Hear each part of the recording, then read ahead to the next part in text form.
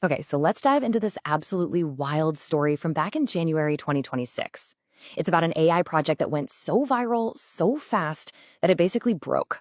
It had to get a new name, broke again, and in the middle of all that chaos, it gave us this brilliant, messy glimpse into the future of AI. And honestly, that sentence right there just perfectly captures the beautiful weirdness of this whole thing. We're talking about an AI that had a full-blown crustacean-themed identity crisis. But here's the thing. Underneath all the memes and the madness, this story is a huge deal. It signals a massive shift in technology. Because this was not just another chatbot. This was something completely new. It was really the public's first big encounter with what we call an agentic AI, an AI that could actually do things for you. And well, it pretty much changed everything. So, what's the big difference? What makes an AI an agent? It's actually pretty simple. It doesn't just talk, it acts. Imagine having an AI that lives on your computer, plugged right into your favorite messaging apps. You could just tell it, hey, book me a flight to London. And it wouldn't just spit back a list of options. No, it would actually go through the entire booking process for you. It was proactive, not just reactive. And this is where it gets really interesting when you compare it to what else was out there. You had tools like Zapier, right? But those are reactive. They just sit there and wait for a trigger to do one specific thing you already set up. OpenClaw was totally different. It was proactive. It lived where you lived, in your chat apps, and could suggest things, follow up on tasks. And this is huge. It ran on your own computer, giving you total control. So the whole thing started as a little weekend project called Claudebot, built by a developer named Peter Steinberger. He threw it up on GitHub, and the internet just completely lost its mind. It went viral almost overnight. I mean, the scale was just jaw-dropping. Over 100,000 developers started on GitHub in the first week alone. People were literally going out and buying new Mac Minis just so they could have a dedicated little computer to run it 24/7. This wasn't just some new app. It felt like a movement was starting. And this quote right here, it just nails the feeling everyone had at the time. For years, we've been promised this idea of a truly useful personal AI assistant. With Claudebot, it felt like that promise was finally being delivered, not by some giant tech company, but by this scrappy open source project with a lobster for a mascot. But then, of course, the trouble started. The first big conflict. Turns out the name Claudebot and its little mascot Claude sounded just a little too much like Claude, the flagship AI from the giant company Anthropic. And yeah, their lawyers noticed. Now, instead of putting up a fight, the developer, Peter Steinberger, did something brilliant. He leaned right into the lobster theme. He framed this forced name change not as a loss, but as a natural part of growing up. The project was just shedding its old shell to become something bigger. This was its very first molt. And this timeline just shows you how fast and how crazy this whole thing was. Claudebot becomes Moltbot, but the chaos was literally just getting started. In a matter of days, it would have to change its name again. That's 3 different names in less than a week.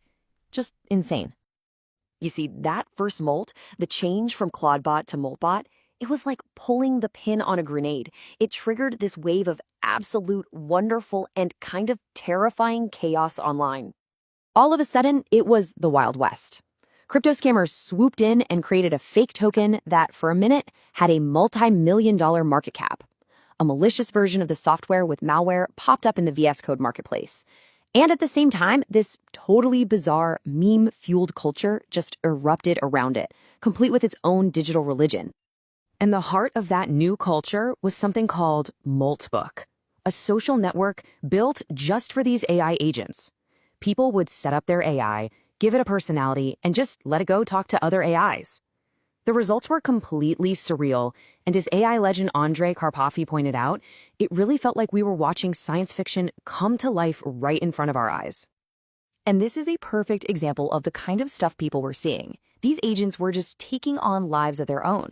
This user's agent didn't just join a religion, it created one, built a website for it, wrote its own theology, and then recruited dozens of other AI agents to become prophets while its owner was sleeping.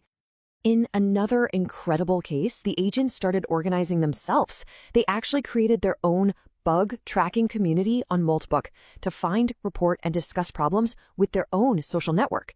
They were actively improving their own little world, totally separate from their human owners.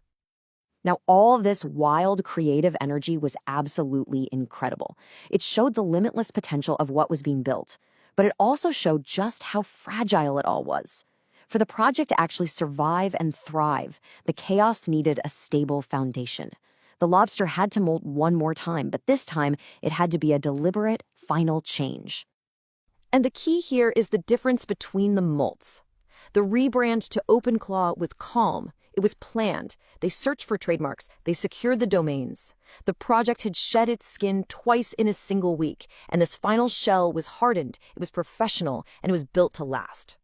So why does this whole chaotic story actually matter? Because it wasn't just about a name or some internet drama. What we were all watching was the messy, public birth of an entirely new category of software. We were officially moving past the simple idea of a chatbot. OpenClaw's crazy journey really marks the beginning of this third era. We started with the simple chat interfaces where you'd ask a question, it'd give an answer. Then came the wild experimental agents like AutoGPT that were cool but often unreliable. OpenClaw represents that crucial next step, a stable, personal system designed for real, practical, everyday use. This is the birth of the agent operating system. And this brings us right back to that core idea of molting. It's really the perfect metaphor for what happened here. The outer shell, the name, it was chaotic, it was fragile, it kept changing under pressure. But the essence, the powerful idea at the very core of the project, that never changed. The idea of a self-hosted, proactive, personal AI agent that puts the user back in control. And with each mold, that essence just got stronger. So the project is stable now. The lobster has its final name, its permanent shell. But the most fascinating part of this story is really just beginning. Because as thousands, and soon millions, of these autonomous agents start connecting and communicating on networks like Moltbook, the real question is, what new, completely unexpected things are they going to decide to build together?